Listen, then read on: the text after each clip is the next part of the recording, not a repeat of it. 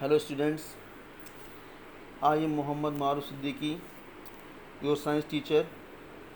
Today we will discuss about one more topic of chapter first. The name of chapter first is the language of chemistry. Today the name of topic is valency. Valency को हिंदी में कहते हैं संयोजकता. Let's see the topic. Student, please listen carefully in this chapter. First of all, we will go through the topic valency. Valency means the combining capacity of an element.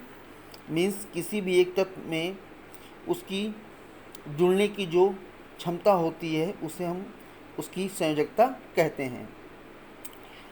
When atoms of two or more elements combine, a molecule of a compound is formed.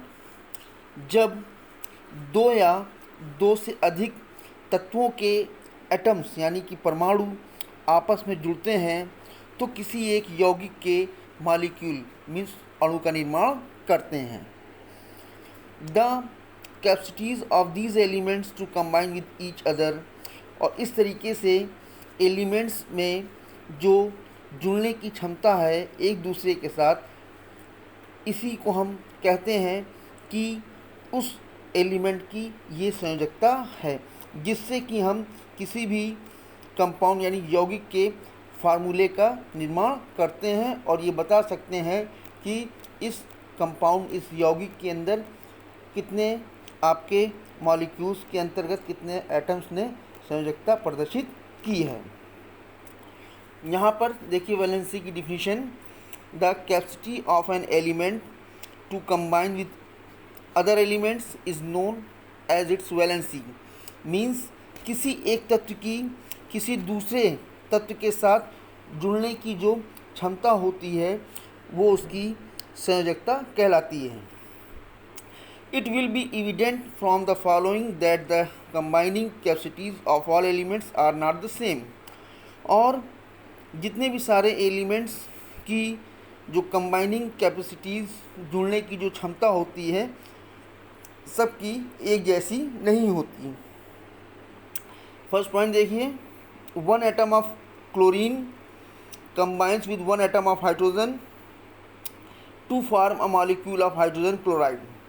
जब chlorine का एक atom hydrogen के एक atom के साथ जुड़ता है तो हाइड्रोजन क्लोराइड HCl का एक मॉलिक्यूल मीन्स HCl के एक अणु का निर्माण होता है. One atom of oxygen combines with two atoms of hydrogen to form a molecule of water.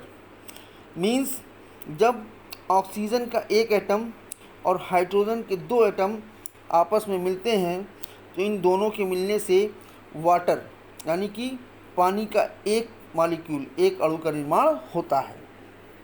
One atom of nitrogen एक एटम नाइट्रोजन का combine with three atoms of hydrogen hydrogen के तीन एटम्स के साथ जुड़ता है तो आपका form a molecule of ammonia ammonia के एक मॉलिक्यूल का निर्माण होता है.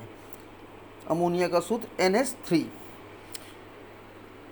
Thus the combining capacity of oxygen is twice that of chlorine. तो इस तरीके से अगर आप तीनों पॉइंट को देखिए तो इन तीनों पॉइंट से निकल कर के एक बात आपके सामने ये आती है कि क्लोरीन को देखते हुए ऑक्सीजन की जो कंबाइनिंग कैपेसिटीज़ है वो दो है and that of nitrogen is thrice that of chlorine.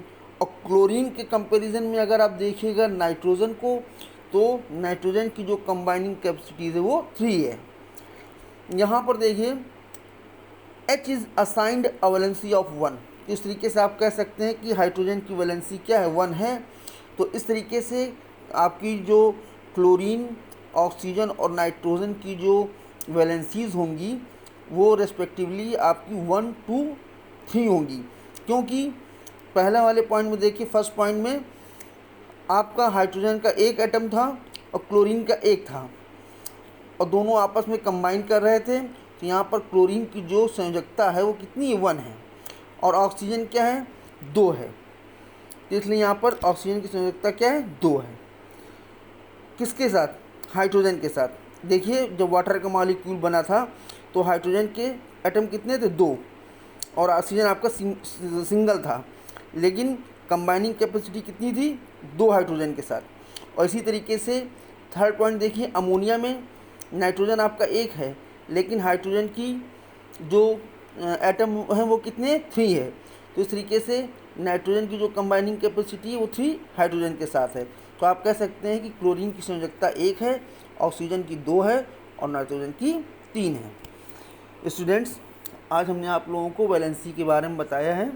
आप इसकी डिफिनीशन को लर्न करिएगा और तीनों पॉइंट्स को भी पढ़िएगा, समझिएगा। Okay, thank you.